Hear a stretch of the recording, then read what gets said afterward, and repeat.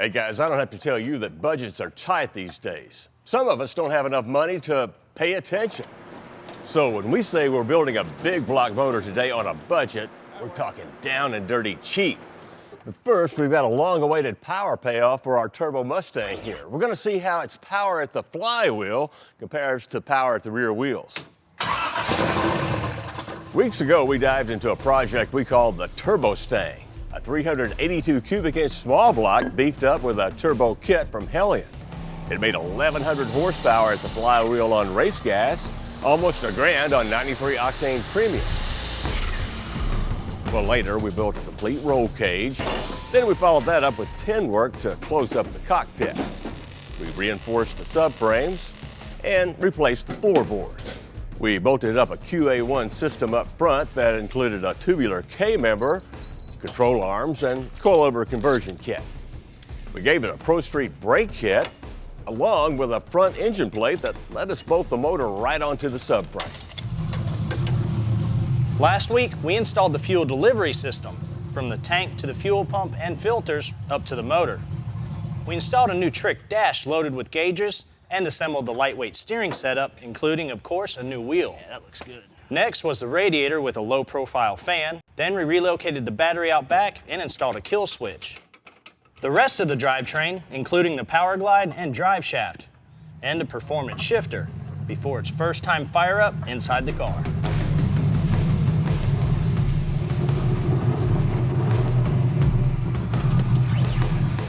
Now it's time to see what this thing's got at the rear wheels, where it really counts.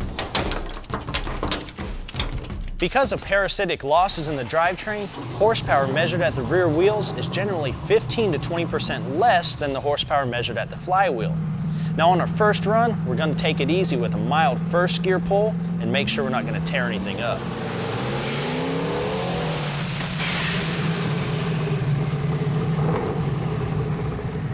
How hard she twisted, I thought she was rolling off for a second. That was fast. Here we go. We'll do one in a second. Do one in high gear. All right. Did you ever wonder what 24 pounds of boost looks like?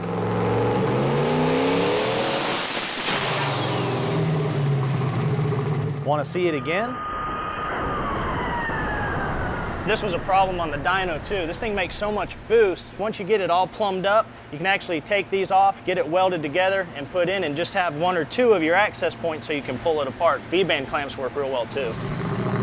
Well, after a quick fix, our third run confirmed our suspicions. The low rear end gearing won't let the current converter spin fast enough to lock up. That's why they call it test and tune. Well, no reason pushing this thing any harder today. In a few weeks, however, we will take this thing out for the ultimate workout at a local drag strip.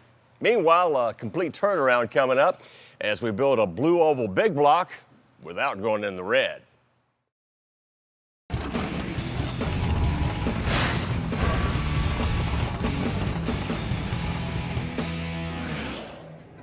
Here it is, the Junkyard starting point of a budget engine build. Now what is it? Well, it's a 385 series engine, which was Ford's last attempt at a production big block.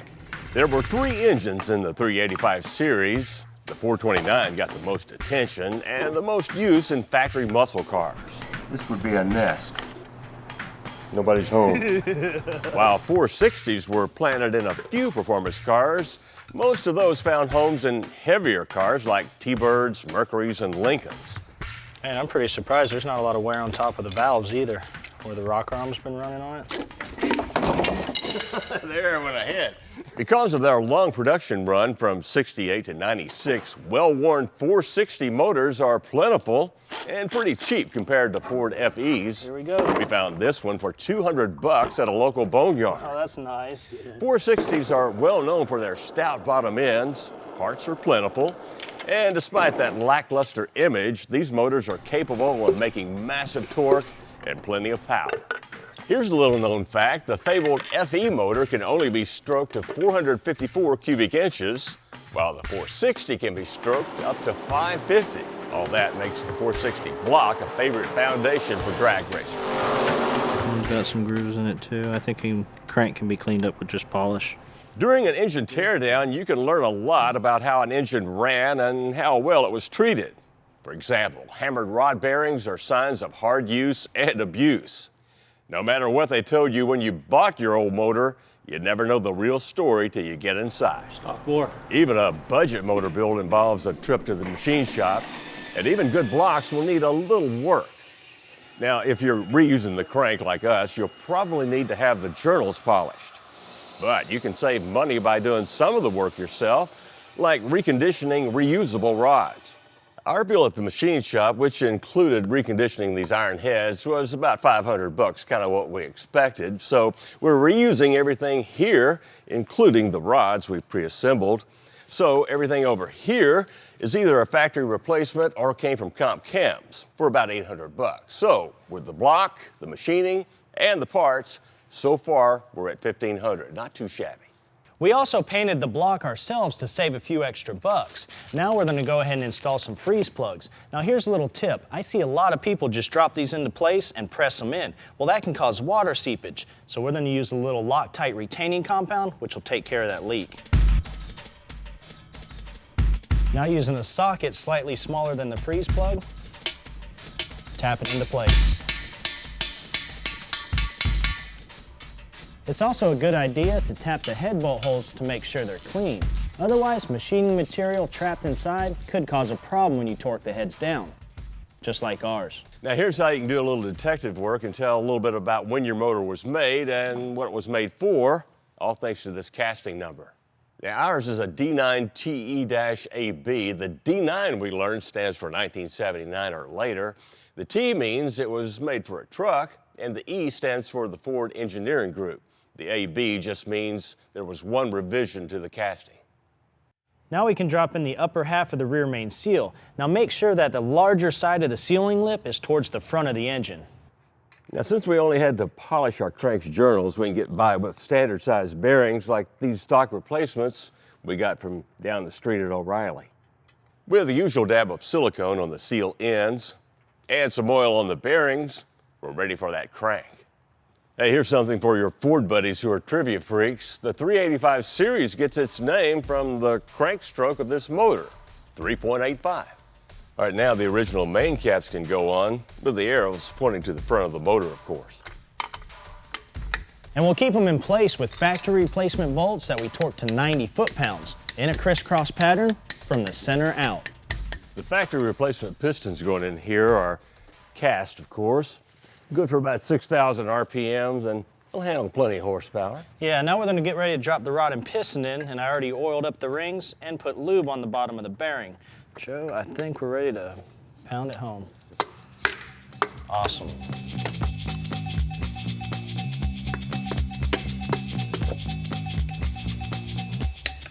All right, with that, we now have ourselves a fresh 460 short block that's solid and also pretty cheap. Yeah, it turns over nice too. Yeah. Hey, we'll show you how we finish up the bottom end and the parts we're going to use up top on our budget big block when we come back. We're back with more of our big block budget buildup. Now our reconditioned heads are almost ready to go back onto the short block, but before we do that, I want to show you something.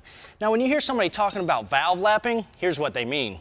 When a valve is lapped, compound is used between the face of the valve and the head. Then it's spun. What this does is it gives it a perfectly consistent circle around the face of the valve.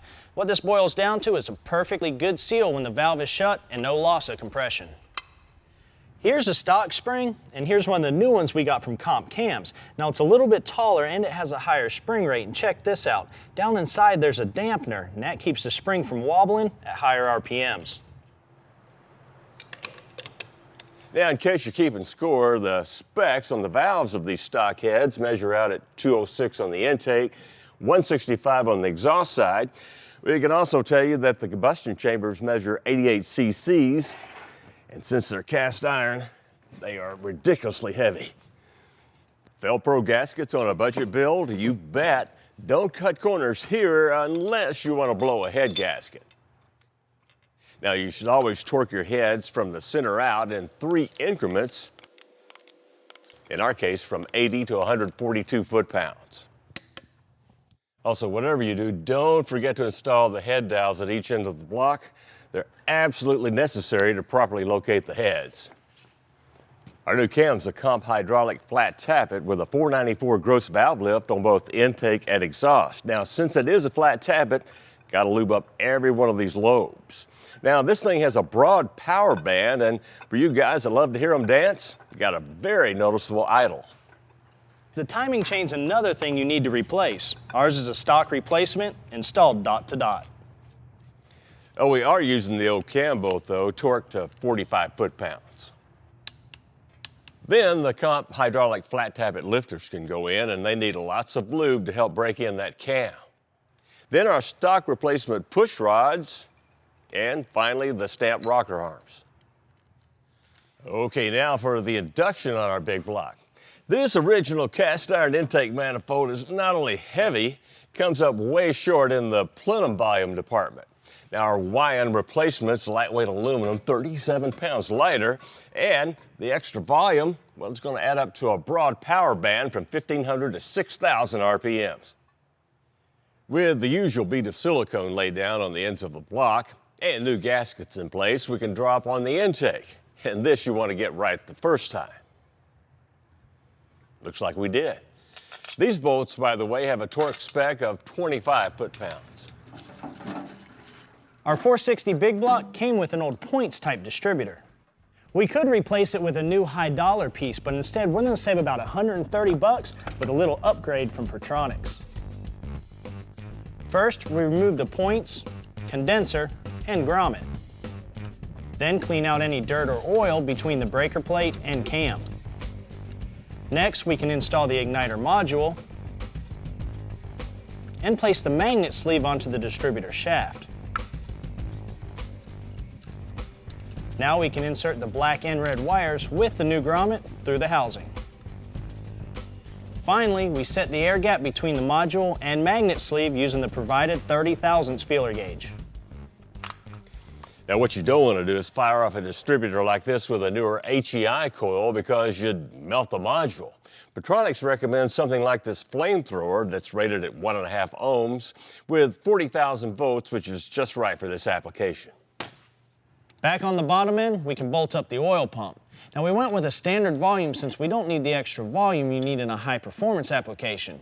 We got the pump, the pickup, and the pan from O'Reilly Auto Parts. Now we can't put the pan on until the front timing cover is in place, and that's part of this week's budget tip. So stick around because we're gonna have that tip and a trip to the engine dyno room right when we get back.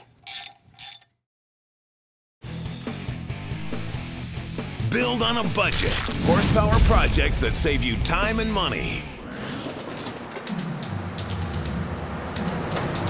Delivery, horsepower. Our low-budget big block build all started with a Junkyard 460 Ford motor we disassembled for some machining on the block, heads, and crankshaft. Then we loaded it with factory replacement pistons hanging on refurbished stock rods. We replaced the springs for taller, stiffer ones from Comp and installed one of their hydraulic flat tappet cams. After a basic timing chain setup, we dropped in the rest of our valve train components and buttoned up the top end with a new aluminum intake. Then, to save a few bucks, we upgraded the stock distributor and bolted up a parts store replacement oil pump and pickup. To pinch your pennies on a budget bill, you got to reuse as many original parts as possible, and for us that means things like this timing cover, even the water neck, and since we like the looks of these old valve covers, well, they're on the list too. That is after we show you how to bring them back to almost new condition, starting with getting rid of this old gasket material.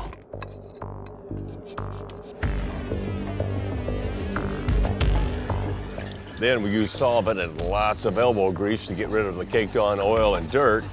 After 30 minutes of this, your arm may be numb, but keep thinking about all the money you're saving.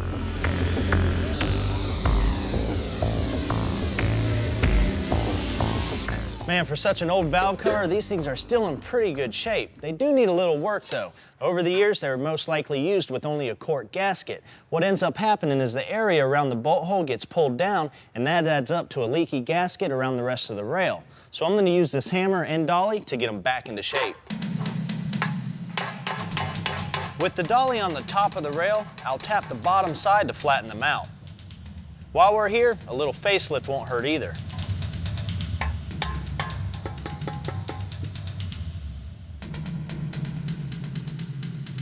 We're using Duplicolor high heat ceramic paint with an aluminum finish. More Ford blue for the timing cover. Finally, we knock in a new seal and it's ready to go back on the motor.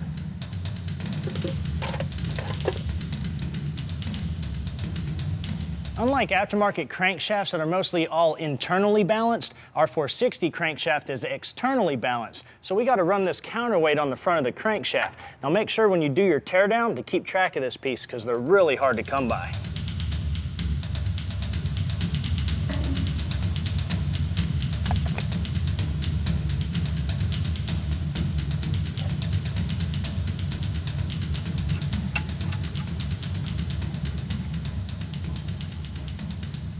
We're dumping our 460's exhaust into some headers we got from Flowtech. The pipes measure 1 3/4 inches and feed into a 3-inch collector. Summit Racing's just come out with a new street strip carburetor that's perfect for this project.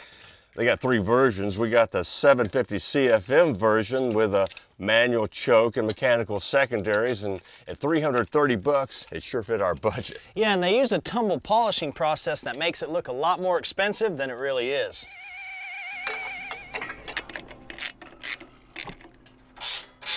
Now let's see if she'll run.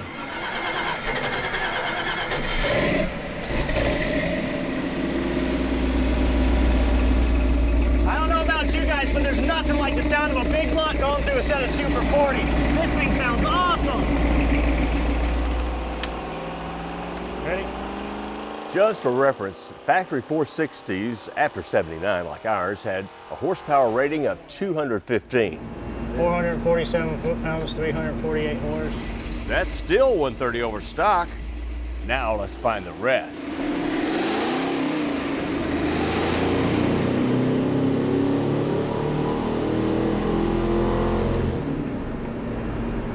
.472 foot-pounds, 366 horsepower. Okay, Getting a lot better. Yeah. It's liking the timing. It is loving it. Man, for a motor that was a dog back in the day, this thing's making 493 foot-pounds at 3,400, 378 horsepower at 4,700 RPM. Hey, I'm pretty happy, and we only spent a shade over $2,300. That's pretty low budget. Well, we got to go, but we're going to keep playing. We'll see you next time with a special engine builder challenge. You gonna try to beat that? Yeah, let's try it.